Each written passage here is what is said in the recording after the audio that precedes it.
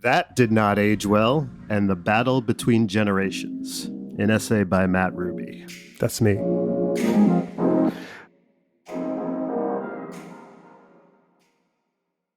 Well, that did not age well. Yeah, that's how time works. You know what else won't age well? Everything, including you. Yeah, you will become problematic too. Your body will get sick and die. Cringe, you say. I know, but it's true. One day people will look at you and go, well, that did not age well. Chronology is a cruel mistress, just like Glenn Close in Fatal Attraction. I'm not going to be ignored. In fact, aging well is an oxymoron. The past should seem awful. I watched Animal House the other night, and literally 80% of the movie would get its makers canceled today. Also, it was hilarious. So should streamers take it down for questionable content or whatever? Nah. Applying the morality of today to the behavior of yesterday is a fool's game. To those who believe they're constantly behaving in an ethically pure way, good luck with that. The future will frown upon all of us. The future is judgmental like that. Blame the moral arc of the universe, I guess. But don't feel bad about it. The past should seem awful. That's what it feels like to make progress. Of course, that doesn't stop the outrage brigade. Given the number of people on high horses these days, I'm surprised there are any saddles left. The silliest signaling is people dunking on how others behaved in the past. We love condemning John Wayne, the Founding Fathers, Genghis Khan. Okay, look, Genghis deserves it. But it takes a lot of moral hubris to judge people from decades or even centuries ago. It's like getting mad at a seed for not being a tree. Trust me, one day your great-grandkids will think you're a monster. Why? Well, because you ate meat, or did nothing about climate change, or bought clothes made in sweatshops, or put your baby in that ridiculous AC/DC onesie, or watched every season of Love is Blind, or flew water over from Fiji and then dumped the plastic bottles into a swirling pile in the Pacific. And look, I could go on, but I think you get the message. Oddly, it seems like the two industries thriving most right now are gambling and weed. Seemingly overnight, every podcast is sponsored by a sports betting site, and every block in New York City has a dispensary called Hemp's or MedMen or Vape Daddy. It's tough to believe this combo is how our empire is supposed to sustain. Well, how did America return to glory? Well, we ate 50 milligram gummies all day and took the Grizzlies minus 3.5 against the Pelicans. In a way, I admire it. We've given up on building anything, and now we're just numbing ourselves as we slowly decline into irrelevance. I mean, fingers crossed the Chinese take us out before the bots and wildfires do. Maybe they'll even give us a last meal with a fortune cookie at the end. After all, stoners love those, and fortunes come with lottery numbers, so perfect fit. The gambling thing shouldn't be a surprise, though. Tech has us all playing the lottery now. Making it as an influencer is the lottery. Finding your soulmate on Hinge is the lottery. The VC startup model is the lottery. We all see the winners and think, well, that could be me. And that's how they get the losers to keep buying more tickets. The weird thing about weed and gambling as saviors is how much they used to be considered immoral and dangerous. Now they're our last hopes. It's like finding out they replaced the Pledge of Allegiance with Judas Priest lyrics.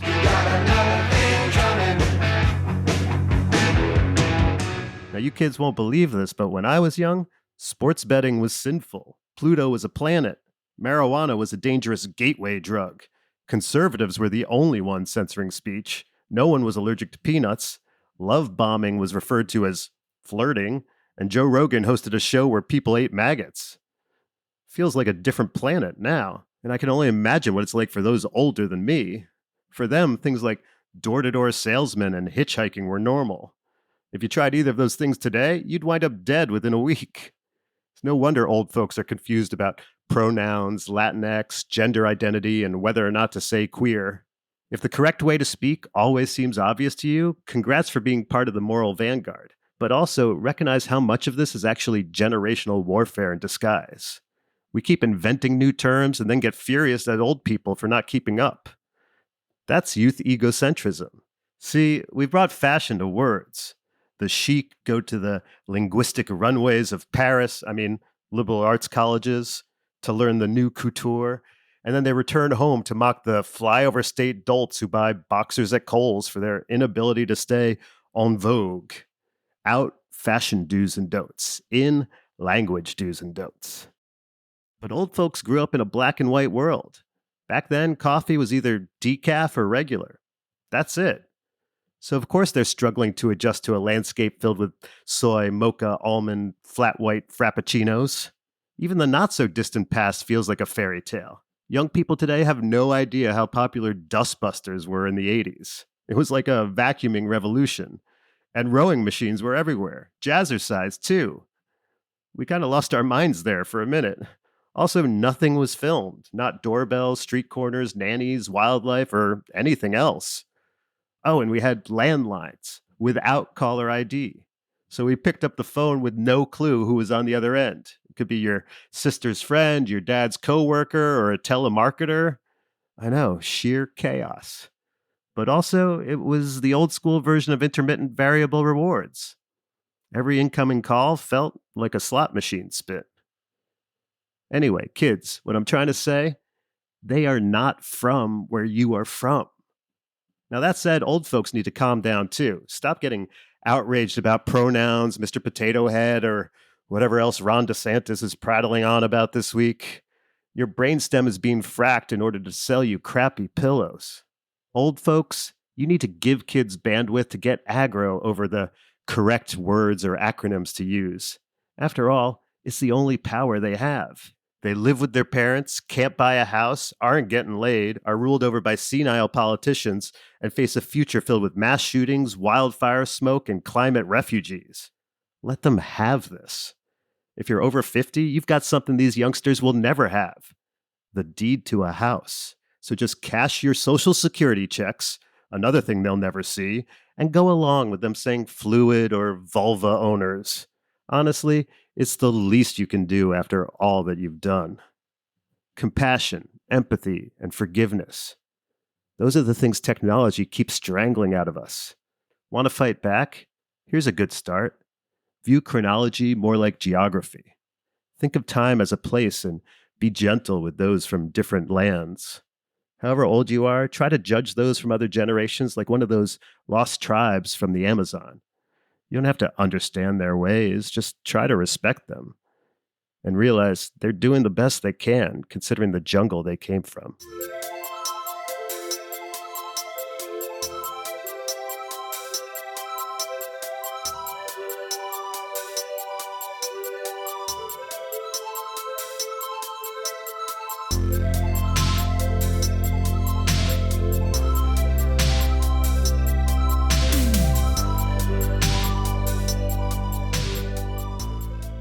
And now let's bring in producer Jeremiah McVeigh. Hey, Jeremiah. Hey, Matt. So I have to admit that when I started reading this one, I thought, here we go again.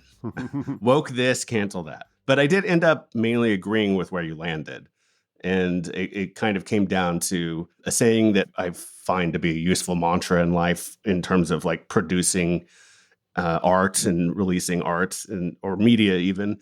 Just the idea of, if you don't look back at the work you made 5 years ago and find yourself a little embarrassed, you're probably not improving. Mm-hmm. So like it seems like what you're describing is sort of that writ large, if that makes sense. Yep. So yeah.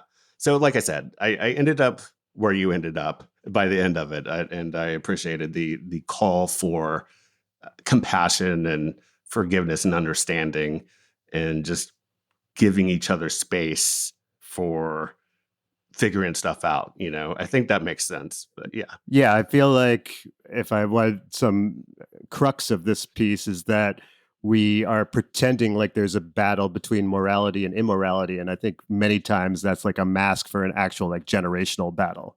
Like really, we're like attacking old people for not being able to keep up with like what young people are viewing as reality, which is an eternal sort of thing. But I think, right now, the way we can all be amplified has turned sort of the reality, which is like old people are from a different place than young people. And instead we've transitioned it into, they're bad and we're good. And I feel like that's such a dangerous sort of mentality to get into that I think was a big driving force in wanting to, write this essay. Right. Well, I wanted to bring up a couple things and get your perspective on them after this essay. So, as I was first reading the essay and then hearing you just now, I thought of, and this is because like as I think I've brought up on the show, and I know you know, I'm into movies. I do another podcast that really focuses on classic movies, so it's something that's come up there. Plug it. What's the podcast name? Stereoactive Movie Club. It's produced by Stereoactive Media, just like this show. Nice. But anyway, we've discussed on that show Gone with the Wind and Birth of a Nation, not specifically, but as examples in other conversations, because they're movies that get tagged for being racist and having an outsized influence over the culture, and kind of in a bad way, you know. And there was a whole debate a couple years ago when Turner Classic Movies started putting a message in front of Gone with the Wind, basically saying, "Hey guys, there's stuff in this movie that ain't so great these days with hindsight, and just keep that in mind as you watch the movie." So, like, I appreciated that. I thought it was a good way of saying, like, there's still artistic merit somewhere in here, but yeah, maybe we shouldn't have all like thought that The Lost Cause was a good thing, and this story as a book and a movie helped to perpetuate that in a big way.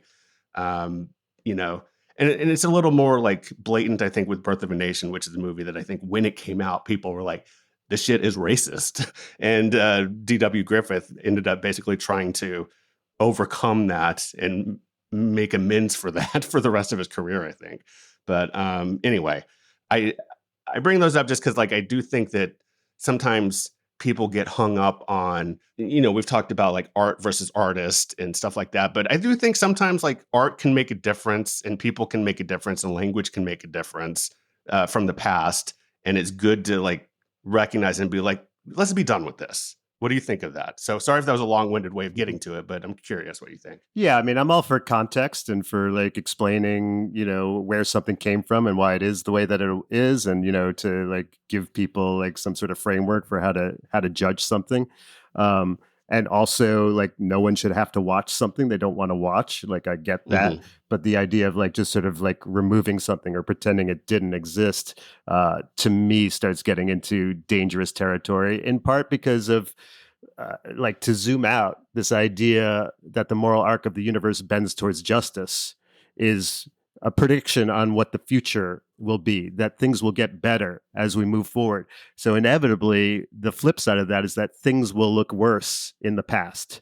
So as we get better, everything in the past will seem worse. So eventually we need to start grading with on a curve, or adjusting our expectation level, or realizing this is like a natural progression. And instead of constantly attacking the past for not being the present, maybe we can celebrate the fact that we keep getting better, and that, things are moving in the right direction, and that, seeing where we were can be an important part of recognizing that progress. Because I think sometimes we get so hung up on attacking ourselves for who we were that prevents us from celebrating victories, or like, pointing out the things that have gone well, or we have done right, and being like, more of this.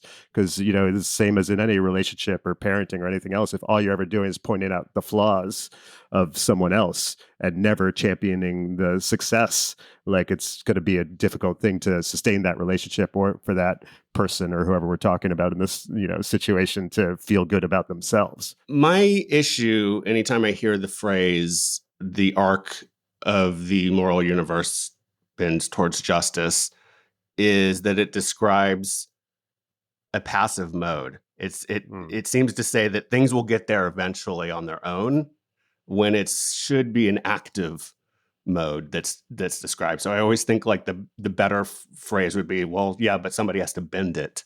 Somebody has to help bend it, And so I guess I see things like that Gone with the Wind thing, for example, as like an attempt at that, of saying, yeah, we're still going to watch Gone with the Wind, or have it available to watch, but we're just putting a message in front of it that says, here's the cultural consequences of this at the time and now, how it fits into our culture now versus then. And I don't know if you happen to have seen that, but I thought it was a very thoughtful thing. And then, of course, the people who were yelling about it probably never watched the clip and whatever. But yeah, I don't know. Yeah, I mean, I think I think your point about the moral arc of the universe and that phrase is well taken. I think for me, probably like the framework I view it in is like an examination of the past.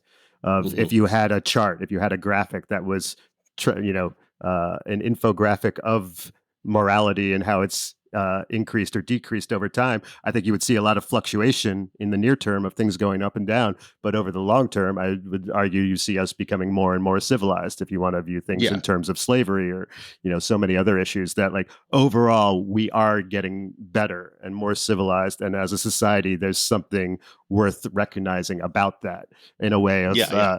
Yeah. retaining hope and optimism, even within the face of oftentimes in the present moment, what can feel like insurmountable odds. So I think that's a prism that I see it through. And then just to, on the other point that you were making there, I think a lot of times what I go back to is intention. So Hmm. is this great film, is it being produced as Nazi propaganda? Because then we need to judge it in one way. Is someone actually just trying to make great art and, misfired or through the prism of time? Now it doesn't seem like it's on point with how we view things now. To me, that gets judged in a totally different way. So Birth of a Nation versus Animal House, I might view those things in two totally different ways. Yeah. Because Yeah. Animal House is just trying to get laughs. You watch it now and you're like, oh my God, I cannot believe this scene ever existed. And it's scene after scene after scene like that, Right. where you're like, this is no way this would ever be made today. But they're trying for laughs. I don't think they're trying to make some sort of racist or sexist, piece of work that, all those people in the tribe can be like, we want to hate the other. Yeah. Yeah. They're trying to make people laugh. And so, and I go back to intention, especially with so many like of these debates about stand-up comedy and what people are saying, and they'll take a pull quote and then put it in some piece that runs online. And I'm always like, okay, wait, did this person say this in front of a brick wall at a comedy club in order to get laughs? Or did they say it in front of a burning cross at a Klan rally in order to incite hate?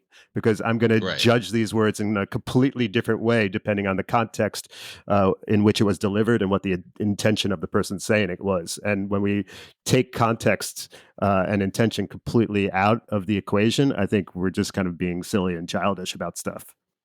Oh, I agree. Context matters. Again, I think that's why in the Gone with the Wind example, like adding that context that I think was missing originally because there was this propagation of the lost cause narrative that had sort of taken root of as this romantic ideal that was bullshit in and of itself.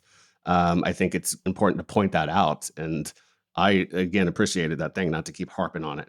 But yeah, and again, like on the moral arc of the universe thing, like I said, I just think it's I think the prism that you keep explaining still has that passive voice to it where I would say like just recognizing like the people have to help it there. Those spikes you're talking about, I think, are because someone did something, which I'm not saying you're not don't believe. I just think it's important to point out, you know. Yeah, I totally get that. And this could be a sneak peek of a future episode because it's something I've been thinking about a lot. But Mhm. the need for us to sustain two voices is something that I've been thinking about a lot. And like, it's something we've all kind of considered in some way, but like there's a Seinfeld quote where he crystallized it. And it's from the Tim Ferriss podcast where he talks about how you need to have two voices when you're trying to, he's talking about creating stand-up, but I think you could apply this to any art. One Mhm. that's very like a drill sergeant, basically, that's like being like, that's not good enough. You need to get better. You need to try harder. You need to work more, and just sort of berating yourself. And at the same time, you also need a very nurturing, kind voice that's congratulating you for the effort that you have made and being like, that was a Mhm. good try. And even if it's not perfect, you're getting closer than where you were before. And that the trick is to kind of sustain both those voices within you at the same time. And I kind of feel like that's a beautiful message, not just for an artist, but also for people and for society. This idea that like we should be mad that we're not better, but we should also be compassionate with ourselves for how much we have made progress, and like that we can do both those things at the same time. We can, Yeah. chew gum and rub our stomach or whatever the phrase is, but like that there's something uh, uh, inspirational or noteworthy or commendable about trying to sustain both those voices within your head, as opposed to being like it has to be all one or the other.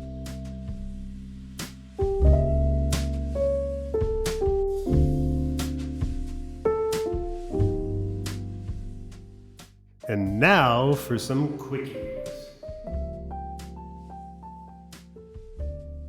The reason us Jews say seltzer instead of club soda is because so many clubs wouldn't let us in. A lot of people keep their partner for the same reason they keep their therapist. They just can't stomach having to tell all that crap to a new person again.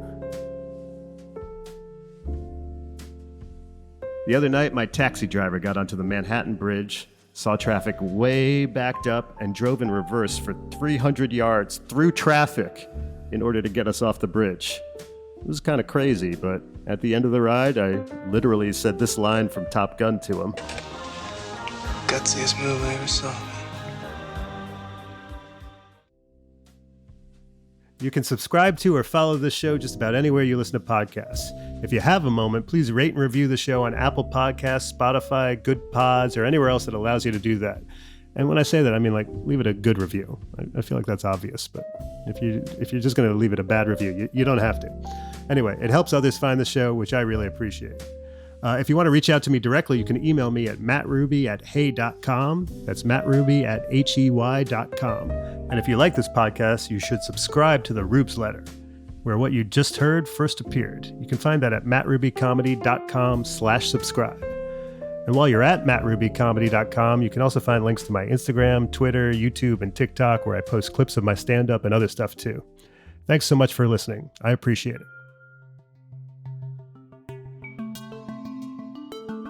This podcast is produced by Stereoactive Media.